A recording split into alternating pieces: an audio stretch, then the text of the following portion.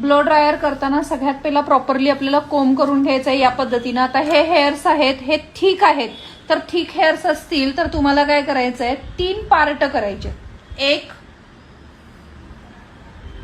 2 आणि 3 असे 3 पार्ट आपण विभागून घेणार आहे आणि मग त्याच्यावरती ब्लो ड्रायर करणार आहे.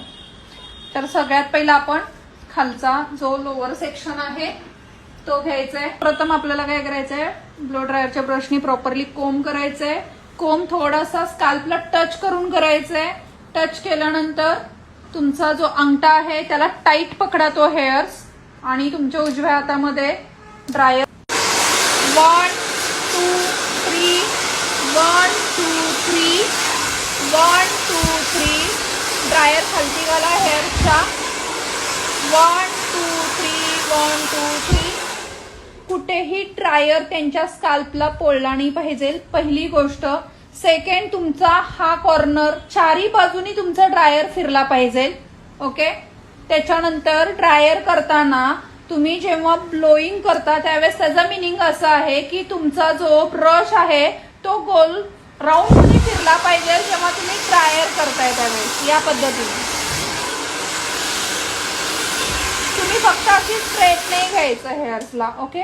तर तुमचा ड्रायर चालू असताना रोलर सुद्धा गोल फिरला पाहिजे, तर ते प्रॉपर हेअर्स फ्लो होणार आहे. त्याच्यानंतर तुम्हाला first second third first second third first second third आणि या ड्रायरनी अपोजिटला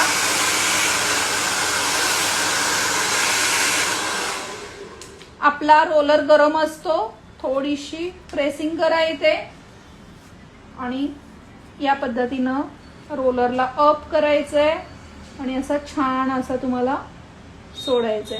जरा पुढे सरका मॅडम. सोडताना या पद्धतीनं सोडायचंय. परत एकदा बघा, तुम्ही रोलर घेतला, केसांना अपोजिट साईडला प्रेस करा.